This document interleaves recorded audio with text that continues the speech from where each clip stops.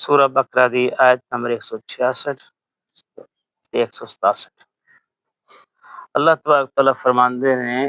جب وہ سزا دے گا اس وقت کیفیت یہ ہوگی کہ وہی پیشوا اور رہنما جن کی دنیا میں پیروی کی گئی تھی اپنے پیرووں سے بے تعلقی ظاہر کریں گے، مگر سزا پا کر رہیں گے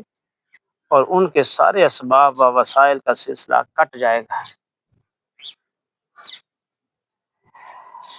اور وہ لوگ جو دنیا میں ان کی پیروی کرتے تھے کہیں گے کہ کاش ہم کو پھر ایک موقع دیا جاتا، تو جس طرح آج یہ ہم سے بیزاری ظاہر کر رہے ہیں ہم ان سے بیزار ہو کر دکھا دیتے ہیں۔ کیوں اللہ ان لوگوں کے وہ اعمال جو یہ دنیا میں کر رہے ہیں ان کے سامنے اس طرح لائے گا کہ یہ حسرتوں اور پیشمانیوں کے ساتھ ہاتھ ملتے رہیں گے، مگر آگ سے نکلنے کی کوئی راہ نہ پائیں گے۔ کہ سب ساتھیوں نے غور کیتا کہ اللہ تبارک تعالیٰ نے بڑے کھلے کھلے آثار دسے کہ میریاں نشانیاں نے یا آسمان و زمین دی ساخت تے تہیں غور نہیں کر دے عقل والے، پھر سمندر تے پانیاں دے اتے ہواواں دی گردش دے اتے، یہ ساریاں نشانیاں دسن تو بعد اللہ تبارک تعالیٰ نے اگے آ کے گل کیتی اگلی آیت سے اندر کہ سارے کھلے کھلے آثار تہاڈے سامنے میں رکھ دیتے، لیکن کچھ لوگ ایسے بھی ہیں جو اللہ کے سوا دوسروں کو اس کا ہمسر مد مقابل بناتے ہیں۔ اس دے باوجود اللہ تبارک تعالیٰ دی نشانیاں انہاں دے سامنے نے، لیکن وہ پھر بھی انہاں دے وچوں کچھ لوگ ایسے نے کہ جڑے اللہ تبارک تعالیٰ دے نال انہوں برابر کردے نے، برابر سمجھدے نے تے یا او دے مد مقابل لے آندے نے تے یا پھر، اور ان کے ایسے گرویدہ ہیں جیسے اللہ کے ساتھ گرویدگی ہونی چاہیے، جیسی اللہ کے ساتھ گرویدگی ہونی چاہیے، حالانکہ ایمان رکھنے والے لوگ سب سے بڑھ کر اللہ کو محبوب رکھتے ہیں۔ کاش جو کچھ عذاب کو سامنے دیکھ کر انہیں سوجنے والا ہے وہ آج ہی ان ظالموں کو سوچ جائے کہ ساری طاقتیں اور سارے اختیارات اللہ ہی کے قبضے میں ہیں اور یہ کہ اللہ سزا دینے میں بہت سخت ہے۔ یعنی خدائی کی جو صفات اللہ کے لیے خاص ہیں ان میں سے بعض کو دوسروں کی طرف منسوب کرتے ہیں، اور خدا ہونے کی حیثیت سے بندوں پر اللہ تعالیٰ کے جو حقوق ہیں وہ سب یا ان میں سے بعض حقوق یہ لوگ ان دوسرے بناوٹی معبودوں کو ادا کرتے ہیں، مثلا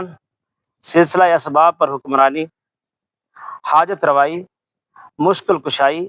فریاد رسید، دعائیں سننا اور غیب و شہادت ہر چیز سے واقف ہونا، یہ سب اللہ کی مخصوص صفات ہیں۔ بے شک، اور یہ صرف اللہ ہی کا حق ہے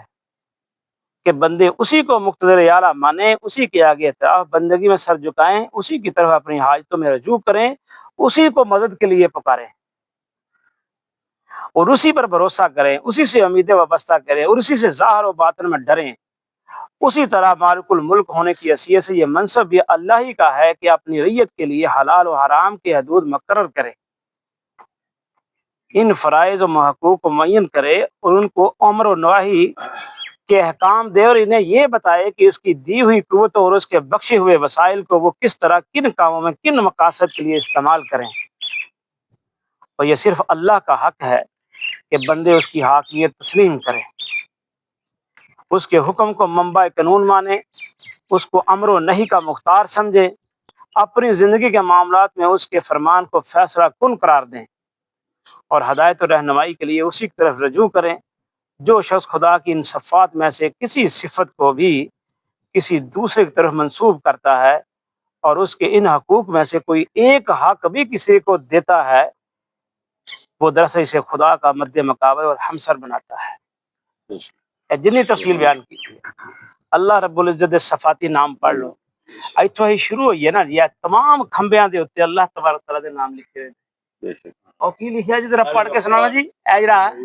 غفار، الغفار، الغفار، اس تو کی لکھیا